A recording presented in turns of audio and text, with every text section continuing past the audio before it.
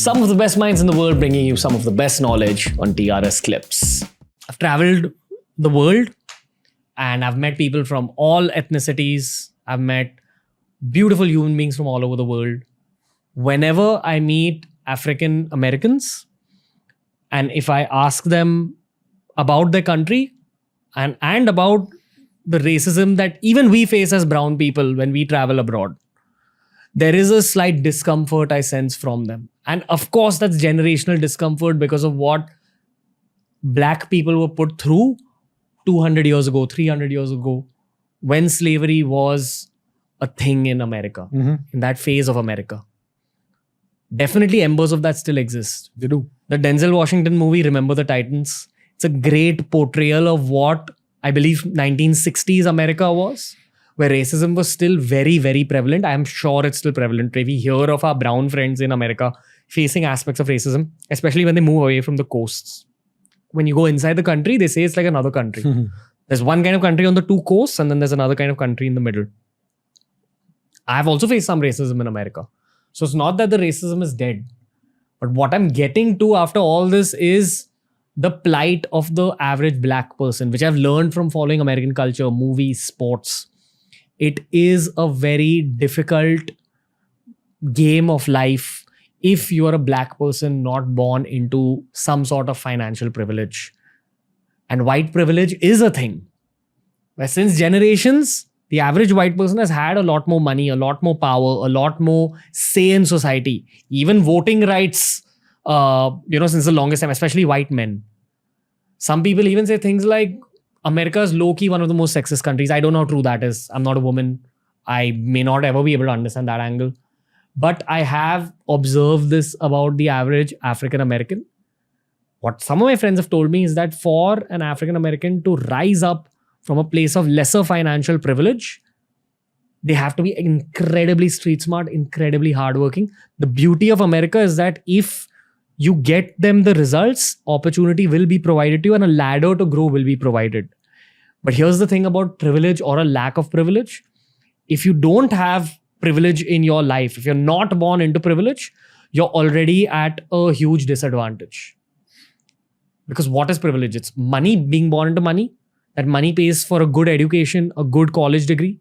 You're learning a lot of intangibles through that good education, through that college degree. You're learning sales skills, you're learning people skills.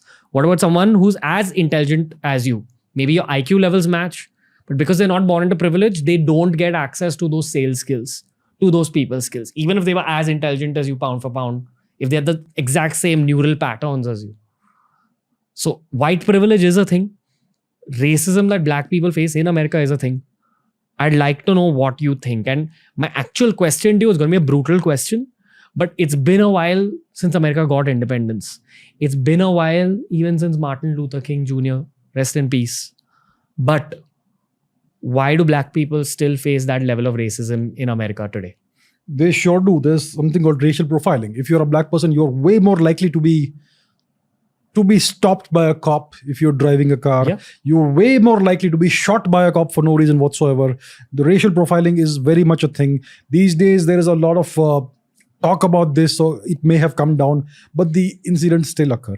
And that's why Black Lives Matter became a thing. Now, if you want to understand the root cause of this, let's go back to the US independence, the War of Independence. George Washington won it. They ousted the British, the Redcoats. There was the Declaration of Independence, and then you had the Constitution of the US, which was drafted, which says that we, whatever it says, we the people, we believe that all men are born equal, blah, blah, blah. And then this constitution was ratified by the citizens of the US, which means the constitution was put to a vote. Do you accept this constitution or not? And it was, the result was yes. Now, who voted for this? Who was allowed to vote? White men. Only white men, and not just all white men, landowners. So a small fraction of the population was allowed to vote whether they want the constitution or they reject it. Women had no vote. Landless white men had no vote. Black people had no vote. The true natives of America had no vote. Do you think this is a democratically instituted constitution? This is an illegitimate constitution. This is the very root cause of everything. And in the Declaration of Independence, they call they portray the Indians as savages. They call them Indians, the savage, brutal, or whatever Indian. I don't remember what the term is. It's a very derogatory term that they have used for the natives of the Americas in the Declaration of Independence. So the very foundation, the very root of the country is steeped in exclusivism and racism and sexism. And that's the root of the country. The whole nation was born out of that. And possibly homophobia. There was no mention of homosexuals at the time, but I'm sure, well, it's a Christian nation. Christianity brings with itself homophobia. It's part of Christianity. Whether you like it or not, just read the books, the holy texts. So the entire nation was built on the backs of the labor, the slave labor of the African American men, women, and children. It was also built on the genocide of the Native Americans. That is the true truth of the nation. The entire economy for the first couple of 100 years was built on the back of slave labor. It was built out of stolen land that had been stolen from the true owners of the land. Right? Eventually, you had industrialization and all, but even then, until the beginning of the 20th century, black people, men, women, children, were sold along with animals, livestock, goats, bulls, cows. That's how they were sold, like animals. Families would be broken up. There used to be men who were used for breeding women to produce lots of black children as slaves, and then those families would be broken up as soon as the child is a few years old, sold somewhere else.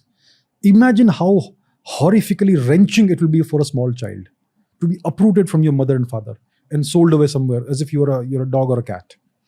So that's the kind of societal background, cultural background, historical background this country has. And then there was the segregation. Even after slavery was abolished, there was a whole civil war for that. The North wanted slavery to be abolished. The South still wanted slavery because they depended on the slave labor for their economy. The North was more industrialized, that they did not want it. They went to war for that. The South seceded. Whole story there. That's a different topic. But eventually the North won. Slavery was abolished, and yet they got no real rights. The blacks were still segregated. They were still second-class citizens until the 1960s. John F. Kennedy abolished that, and he gave people equal rights. But even then, there was a lot of racism for the longest time. Even now, the blacks, in some ways, are still not quite as equal as everybody else. I just want to put a disclaimer here. If there are black people watching this, African Americans, or from wherever in the world you are, understand we're talking about this from as empathetic a standpoint as is possible. Trust me, even Indians face an insane amount of racism all over the world. There's nothing compared to the kind of racism that African Americans and their ancestors have faced. But we do come from a place of empathy. Anyway, let's go on, sir. Now the problem is this. The United States has a mixed population now. Everybody has some black ancestry. All African American people have some white ancestry. The question is, whom do you hate now?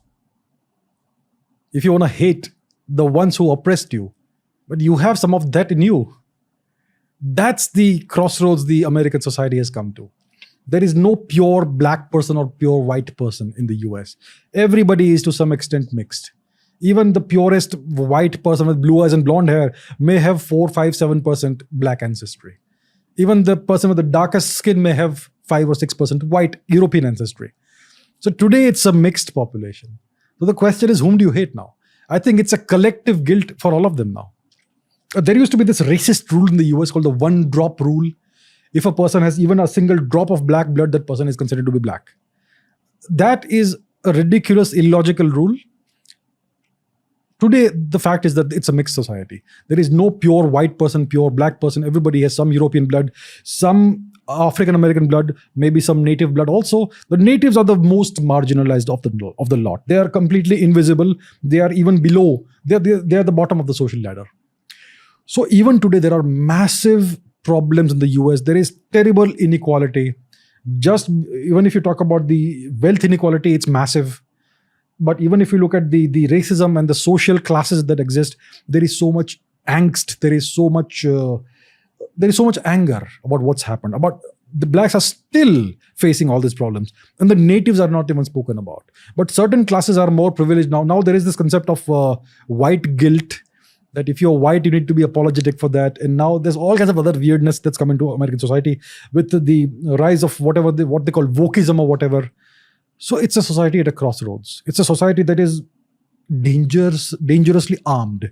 Everybody has weapons. There are more weapons, automatic weapons, guns than human beings in the US today. It's a tinderbox. It could go off anytime. And there's shootings happening every day. And I don't know what the causes are, but it's a very damaged society. There's a lot of mental illness in the US. There's a lot of bullying in the schools, all kinds of problems. So that's where we are in the US today. I wish them healing. I wish them happiness. All races, all ethnicities, black people, white people, especially the native people who are still marginalized, who nobody wants to speak about. There's a lot of introspection that the Americans have to do. Instead of coming here and lecturing Indians and other people about how we should live our lives, they need to introspect and try to fix their society. Because that is one of the most diseased societies I've seen in the longest time. Thank you for watching this clip. If you want to learn more about this topic, we've curated a playlist just for you. And here's a link to the whole episode.